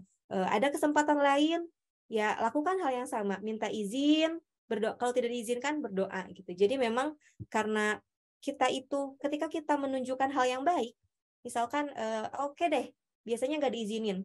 Kalau kita sering melakukan hal itu dan kita menunjukkan nih bahwa kita tuh ingin banget pergi kajian, apalagi ketika kita misalkan oke lah suami misalkan mulai luluh, oke lah nggak apa-apa sekali-kali. Kemudian kita datang kajian dan diusahakan pulang kajiannya itu kita menunjukkan hasil yang baik. Misalkan kalau suami saya tuh ketika saya harus menunjukkan ketika saya pulang kajian, saya menjadi istri yang lebih baik dari sebelumnya gitu. Oh, ketika pulang kajian tuh si Umi itu misalkan sekarang jadi lebih baik, kata-katanya jadi lebih sopan, pelayanannya jadi lebih maksimal gitu ya. Jadi makin semangat masak misalkan. Jadi makin baik sikapnya terhadap anak juga terhadap suami gitu. Dengan begitu suami bisa mempertimbangkan sendiri ternyata ada efek yang positif ketika istrinya belajar di luar gitu, sehingga terbukti nih dengan kajian itu ada kebaikan dalam diri istrinya gitu. Tapi ketika suami kita memang nggak mengizinkan, ya kita tetap yang dapat kita lakukan adalah dengan berdoa gitu ya, Abi ya. Terus gitu kan, doakan suaminya, mudah-mudahan Allah berikan kelembutan hati agar mau bersama-sama belajar bareng-bareng biar kompak gitu, biar memiliki visi misi yang sama, biar bisa memiliki frekuensi yang sama. Mungkin Kang Alfa ada tambahan? Ya, ya mungkin pertanyaannya banyak yang saya sering dengar juga ketika ya ngobrol-ngobrol sama teman-teman yang lain gitu. Bahkan ada sampai yang memang sudah benar-benar di ujung tanduk, bahkan ya qadarullah harus berpisah gitu karena ketidak kompakan, ketidaksamaan visi, kemudian ketidaksinkronan peran gitu. Sebetulnya yang memang perlu kita lakukan, mungkin ini mengaca dan saya juga sambil menasihati diri saya sendiri bagaimana ya,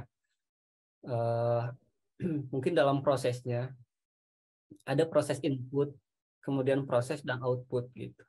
Jadi kehidupan kita itu tidak akan terlepas dari proses bagaimana kita mendapatkan sesuatu.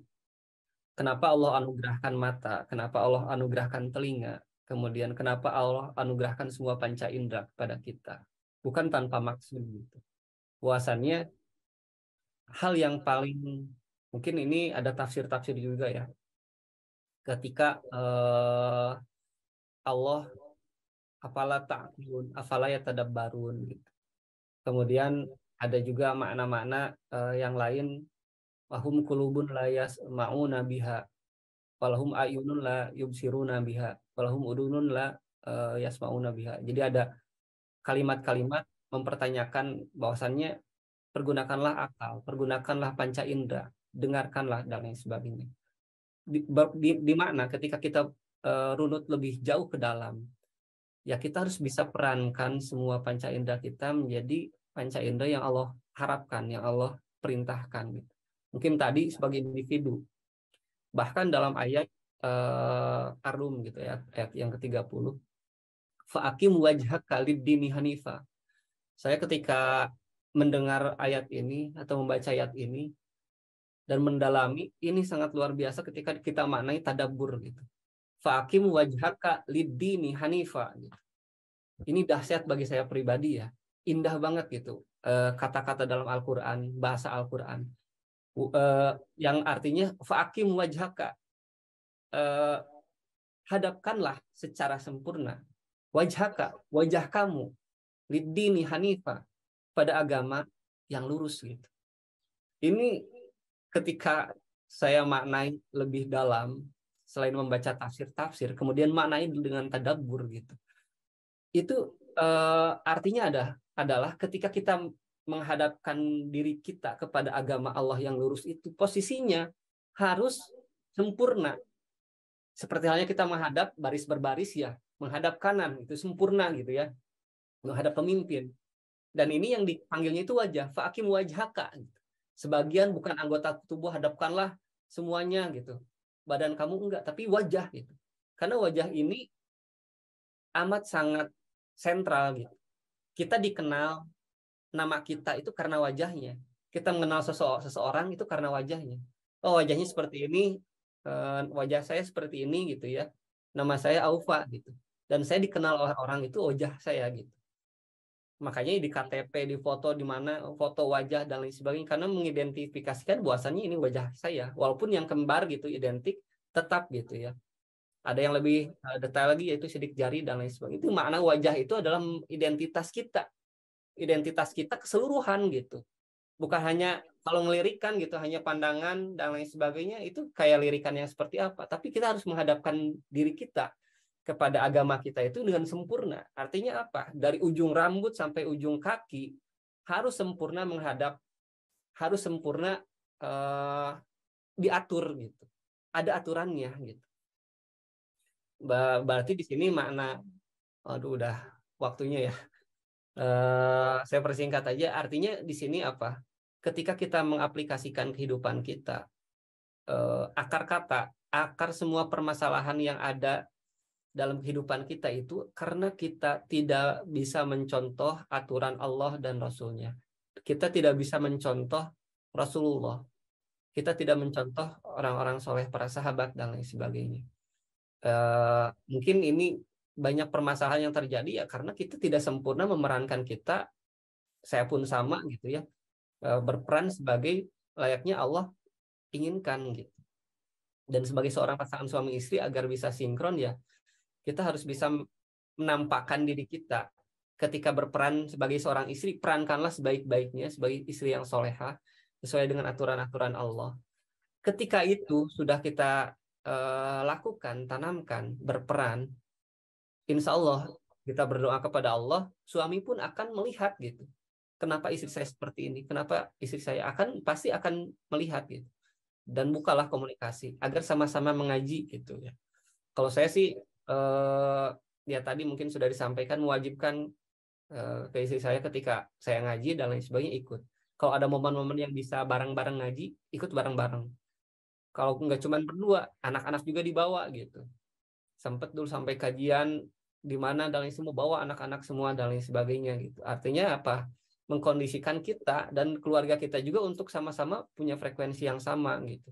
Yang sama saya dan istri aja, anak-anak nggak diajak, nggak disampaikan materi dan lain sebagainya dengan bahasa-bahasa yang bisa menyentuh mereka. Mungkin itu ya. Mohon maaf kalau kepanjangan. Insyaallah, jazakumullah khairan kasiron akan Teteh. Semoga menjawab tadi ya Teh yang bertanya. Untuk sahabat Bina yang ingin bertanya secara langsung, boleh langsung raise hand ya. Boleh Teh Dina Kak Syamsuddin.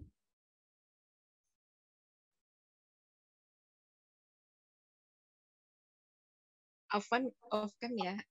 Assalamualaikum warahmatullahi wabarakatuh. Waalaikumsalam. Waalaikumsalam warahmatullahi wabarakatuh. Tertarik tadi penjelasan dari Kang Aufa terkait kita sebagai muslimah untuk menjunjung tinggi uswatul hasanah kita Nabi Muhammad SAW. Ini karena terkait Ramadan, terkait salat tarawih sih, lebih ke Nabi Muhammad kan mencontohkan kepada kita gitu, cuman ngikutin tarawih cuman 3 hari pertama, karena beliau takut kalau nanti itu apa namanya, ibadah sunnah menjadi diwajibkan gitu kalau nggak salah, seperti itu dari Aisyah ya kalau nggak salah. Nah, yang saya mau tanyakan gitu, Kang, karena kondisi saya saat ini saya single mom dengan 2 anak yang masih kecil-kecil gitu. Nah, kalau melaksanakan sholat tarawih di rumah itu lebih kayak jadi keinget almarhum ayahnya dulu gitu yang biasa jadi imam kita gitu. Jadi saya lebih memilih untuk sholat di masjid karena memang kebetulan jarak rumah dan masjid itu dekat gitu. Karena lebih untuk menguatkan hati aja gitu, dari nggak mewek terus gitu kalau saat sholat gitu. Minta masukannya gitu. Apakah dari situ akan mengurangi pahala atau mungkin saran aja, lebih advice aja dari Kang Aufa terkait hal tersebut. Mungkin itu aja. Terima kasih. Ya, bismillahirrahmanirrahim. Mungkin saya posisinya bukan memberikan fatwa ya, karena memang ya butuh ahli fikih. Bahkan ahli fikih pun tidak sembarang ahli fikih yang bisa memberikan fatwa gitu. Karena memang ini ada konteks sosial, struktural dan lain sebagainya, memang bisa menjadi mufti gitu ya. Kalau dalam sejarah-sejarah Islam itu banyak ahli-ahli ilmu, dan tidak semua ahli ilmu itu bisa menjadi mufti gitu. Artinya pemberi fatwa. Seperti halnya ada fatwa harus berjihad, ada fatwa harus seperti apa dan lain sebagainya. Ketika melihat konteks ya, kita berbicara juga dalam konteks sejarah, dalam konteks siroh. Mungkin saya mengambil contoh dari siroh ya, agar relatif gitu ya, agar kita bisa menjadikan apa ya kehidupan kita itu dibimbing sesuai dengan aturan Allah gitu ya. Ketika di siroh ya ada kalanya Rasulullah kan seperti itu, mencontoh Rasulullah. Tapi Rasulullah itu tidak melarang perempuan, anak kecil untuk berjamaah di masjid gitu. Jadi tatapannya ketika ada sunnah itu, ada sunnah yang diaplikasikan, ada sunnah takriri juga, ada yang dilakukan oleh para sahabat. Rasulullah tidak melarang gitu. Artinya tidak ada larangan dan tidak menjadi aib seperti itu. Ketika seorang istri atau seorang perempuan mengajak anak-anaknya, bahkan di zaman para Umar gitu ya, zaman Umar gitu ya, ketika ada, mungkin ini juga yang jadi salah satu dalil ketika ada yang taraweh 11, kemudian ada yang taraweh 23, karena yang diharapkan dalam tarawih itu kan sholat santai gitu, yang bacaan dan lain sebagainya itu benar-benar seperti halnya kita istirahat, itu diistirahatkan, nggak terburu-buru dan lain sebagainya. Karena pada saat itu, pada zaman Rasulullah ya, sholat tarawih itu panjang-panjang gitu. Tapi ketika kualitas zamannya berubah gitu ya, para sahabat agak sulit mengikuti. Sampai akhirnya dibagikan ijtihad Umar gitu, dibagi agar tetap kualitas bacaannya, mungkin yang pernah disampaikan juga oleh Ustadz Adi Hidayat gitu kan, kualitas bacaannya tetap terjaga panjang dan lain sebagainya. Akhirnya dibagi, yang asalnya mungkin 1 rakaat itu berapa surah gitu ya, atau 1 juz misalnya, ini dipecah lagi gitu menjadi 2 rakaat gitu. Sampai akhirnya ada ijtihad di zaman para sahabat seperti itu. Ini mungkin menjadi sebuah contoh dan dalil juga bahwasannya kita mencontoh Rasulullah dalam segala aspek kehidupan, tapi kita juga mencari aspek-aspek yang dalam tahapannya ada spirit di balik itu gitu, di balik turunnya ayat, di balik di balik syariat tersebut ada makna apa.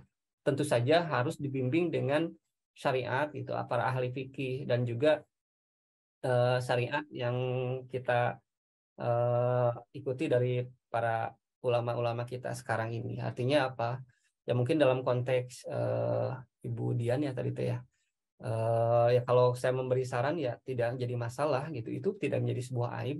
Bahkan mungkin bisa menjadi kemuliaan ketika diniatkan ya sambil mentarbiyah anak juga gitu. Ngajak anak-anak ke masjid, ikut sholat tarawih di masjid gitu. Sehingga terbiasa nantinya gitu kan, anak-anak mungkin ada yang anak-anaknya laki-laki dan lain sebagainya, itu menjadi sebuah ladang tarbiyah juga, menyiapkan generasi. Jadi jangan semata-mata agar tidak nangis aja sholat di masjid itu, tapi diniatkan lagi yang lebih lagi gitu, agar ya bisa mentarbiyah anak agar mu'allaqatun fil masjid, artinya melekat hatinya ke masjid dan lain sebagainya. Mungkin itu yang bisa saya sampaikan sarannya. Terima kasih. Baik, jazakallah khairan kasiron jawabannya Kang Aufa. Ini ada pertanyaan lagi nih dari Teh Sela Listiani di kolom Q&A. Assalamualaikum, izin bertanya Akang Teteh, bagaimana jika ada seorang yang berada di posisi sebagai anak nih, namun mengetahui bahwa mungkin keluarganya ini belum punya visi misi surga, tapi si anak ini tuh senang belajar, terus juga senang gitu untuk membangun keluarganya menuju surga. Di sisi lain, keluarganya sendiri belum bisa seperti itu.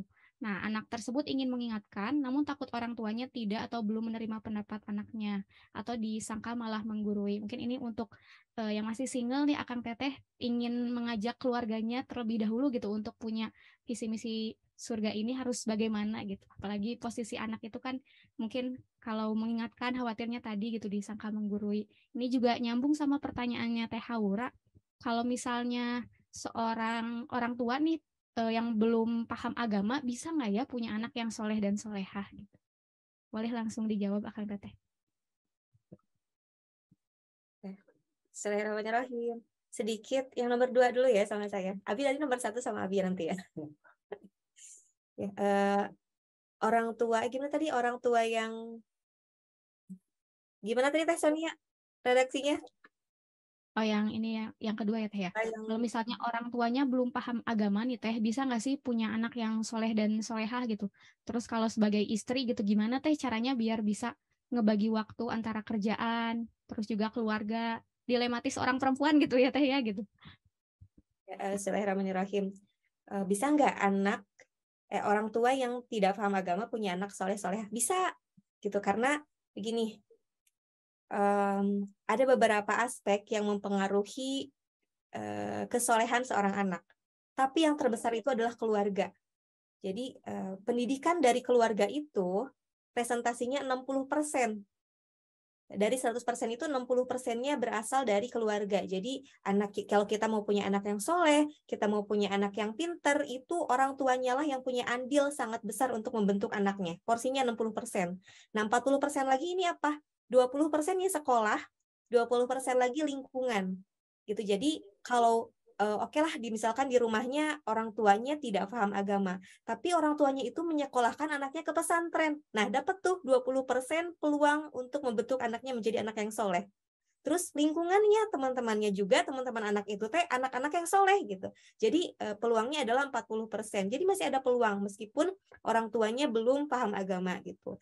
Akan tetapi jika udah mah orang tuanya nggak paham agama, sekolahnya juga disekolahkan ke sekolah yang tidak memiliki kurikulum keagamaan, kemudian berteman dengan anak-anak yang tidak paham agama juga, ya kecil kemungkinannya untuk mendidik untuk menghasilkan anak yang soleh gitu. Jadi harus ada porsi, tapi tetap porsi terbesar adalah dari orang tuanya. Jadi kalau kita adalah seorang orang tua, kita harus bertekad dalam diri kita, saya harus mengambil porsi 60% ini, jangan disia-siakan untuk mendidik anak saya. Karena mungkin 20% di sekolah itu tidak berhasil, 20% di lingkungan juga tidak berhasil, tapi 60%-nya itu kita, orang tuanya yang tentukan. Tapi kalau posisi kita sebagai anak, orang tua saya nggak paham agama nih, oh iya nggak apa-apa. Tapi kita berusaha mencari lingkungan yang paham agama, mencari tempat pendidikan yang paham agama gitu, yang bisa membuat kita lebih paham agama lagi. Setelah itu kita mengajak orang tua kita untuk belajar agama juga gitu. Jadi mungkin nggak kalau orang tuanya nggak soleh tapi anaknya soleh, mungkin gitu ya jawabannya tadi itu. Kemudian yang kedua, gimana cara apa tadi Teh Son? Membagi waktu ya? Ya, membagi waktu antara kerjaan dan keluarga gitu Teh. Ya, ini sebenarnya saya alami juga gitu ya, karena alhamdulillah sekarang kita semua pasti punya peran yang berbeda-beda ya dalam satu waktu. Tadi ada sebagai anak, sebagai orang tua, sebagai istri. Saya qadarullah sama suami bisnis bareng juga, jadi sebagai pengusaha juga gitu. Gimana nih cara membagi waktunya? Pertama, ketika seorang istri ingin memiliki peran lain di luar rumah, baik itu bekerja atau berbisnis atau berkiprah di masyarakat, misalkannya aktif PKK gitu ya, aktif pengajian, majelis taklim, itu pertama harus dengan seizin suami. Gitu. Kalau suami sudah mengizinkan, di sana bisa dikomunikasikan nih, gitu, mana yang harus jadi prioritas. Misalkan kalau saya nih sharing aja ya ini Mbak ya, tapi silakan teman-teman bisa mengambil atau tidak gitu. Misalkan saya, oke nih kata suami, boleh bantuin bisnis, boleh juga aktif di luar di masyarakat gitu ya, di majelis taklim mau pengajian apa-apa silahkan, tapi yang pertama itu keluarga dulu misalkan ya, anak-anak harus beres dulu, makannya gitu ya, kebersihannya, sekolahnya, pendidikannya, kalau ada PR apa-apa ditemenin dulu, kalau ada waktu lebih silahkan misalkan. Itu akan timbul pembicaraan seperti itu kalau ada komunikasi dengan suami gitu. Misalkan kemudian ini dilihat lagi niat kita untuk aktif di luar, untuk bekerja, untuk berbisnis itu niatnya apa?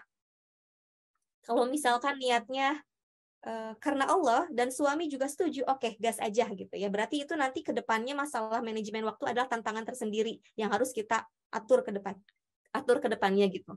Akan tetapi kalau misalkan niatnya itu saya pengen kerja karena biar nggak bosan di rumah terus, nah itu harus diperiksa lagi nih gitu. Jadi pertama niatnya dulu. Kalau niatnya udah benar, kemudian ke depannya komunikasi sama suami, manajemennya diatur bareng-bareng sama suami juga. Gitu. Kalau saya tadi tugas utama seorang istri apa?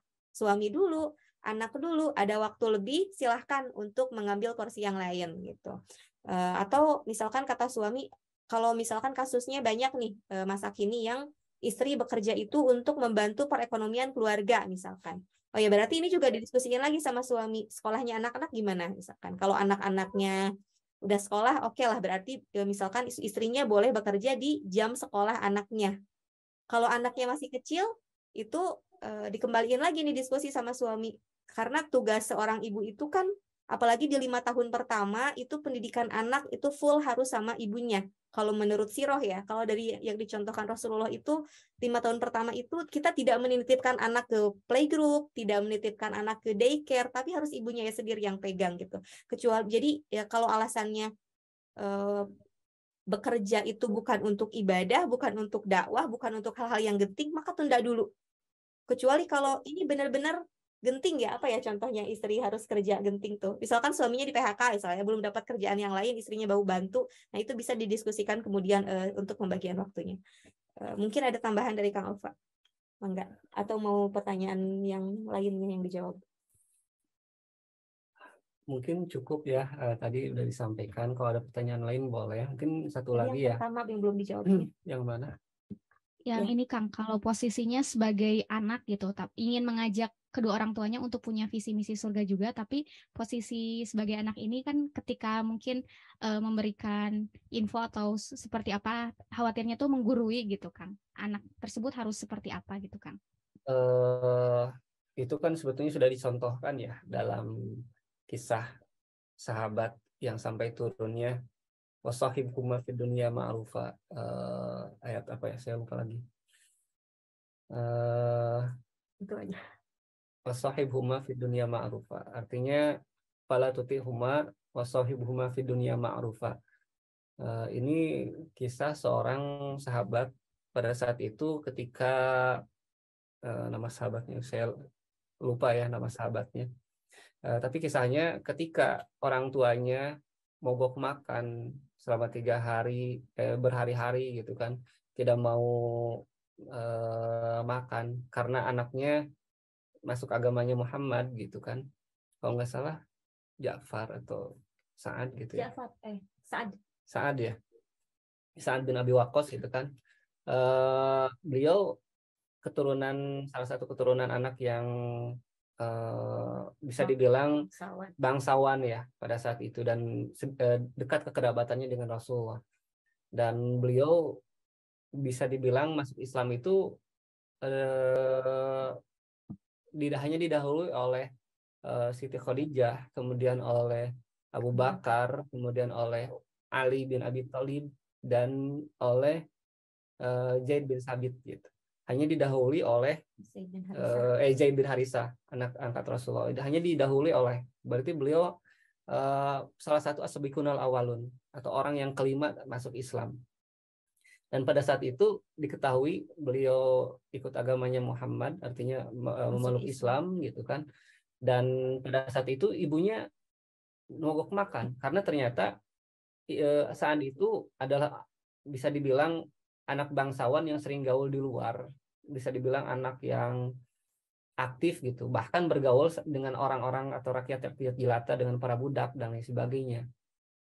Dan beliau ternyata hanya takluk gitu. Kalau di luar itu tentang petenteng, gagah gitu ya. Anak-anak gaul lah sekarang gitunya, anak-anak yang bisa dibilang badung mungkin ya pada saat itu, dipandang oleh masyarakat, tapi di rumahnya itu tunduk sama ibunya gitu. Tapi ketika ibunya, saya nggak mau makan sebelum kamu meninggalkan agamanya Muhammad, beliau bersikap baik, lembut terus gitu ya. Biasanya dia keluar, ini selama 3 hari dia tidak keluar menunggu ibunya. Ketika makanannya kering, kemudian memasak lagi yang hangat, disediakan lagi dan lain sebagainya dengan cara terbaik, dengan cara ma'ruf gitu. Kemudian di hari ketiga ibunya sudah lemas dan lain sebagainya, beliau berkata bahwasannya saya tidak akan makan. Saya ini sangat menyayangi ibunya. Saya sangat menyayangi ibu. Kaulah ibu diberikan 100 nyawa dan setiap nyawa saya melihatnya dengan hati kesedihan. Tapi kalau agamanya Muhammad harus aku tinggalkan. Aku rela untuk melihat ibu pergi ya, kalaupun 100 nyawa itu meninggal berkali-kali dan walaupun sedihnya berkali-kali, tapi tidak akan pernah meninggalkan agamanya Muhammad. Dari kata-kata itulah ibunya luluh, kemudian juga di akhir-akhir nanti ibunya juga jadi masuk Islam gitu. Artinya apa? Ketika kita diperintahkan sesuatu yang negatif oleh ibu kita sampai tadi ekstrimnya itu keluar dari agama Islam gitu ya, murtad dan lain sebagainya, kita tidak boleh mengikutinya. Tetapi dalam kehidupan wasahibhuma, ini bahasa Al-Quran itu indah gitu ya. Kalau kita wasahibhuma fid dunya ma'rufa, sahib gitu ya, bersahabat karib lah, atau bahasa susah ya kalau bahasa Arab di makna dalam bahasa Indonesia itu maknanya itu jadi kecil-kecil gitu ya, jadi kerdil-kerdil. Sahib itu maknanya sangat luar biasa panjang ketika dijabarkan. Artinya bergaul dengan makna yang tulus gitu, ikhlas, bersahabat, melayani, mendengarkan, berarti itu makna-makna persahabatan gitu kan. Fid dunya ma'rufa, dengan cara-cara yang terbaik, artinya tetap berbuat baik. Kemudian bagaimana masalah hidayah, orang tua kita masih tetap terus dan lain sebagainya. Nah itu juga terjadi pada Rasulullah gitu kan. Rasulullah amat sangat ingin gitu ya Abu Thalib itu masuk Islam, tapi sampai akhir hayatnya tidak gitu. Sampai Rasulullah bersedih. Makanya ini ada turun ayat innaka la tahdi man ahbabta walakin Allah yahdi may yasha gitu kan. Ini masalah hidayah itu urusan Allah. Tapi urusan kita berikhtiar membuka pintu-pintu hidayah, membuka jalan-jalan hidayah. Itu yang bisa kita lakukan seperti itu. Jadi jangan sampai kita berbuat buruk karena satu hal gitu ya kepada orang tua kita, apalagi berbuat justru mungkin dengan adab kita yang baik, akhlak kita yang baik, ini menjadi sebuah jalan hidayah bagi kedua orang tua. Mungkin itu yang bisa disampaikan. Allahu a'lam. Mungkin waktunya sudah cukup mepet ya, sekitar 20 menitan lagi adzan ya. Iya. Jazakumullah khairan katsiran Akang Teteh. Semoga tadi yang bertanya terjawab ya. Mohon maaf nih ada beberapa pertanyaan yang belum bisa dijawab karena keterbatasan waktu juga.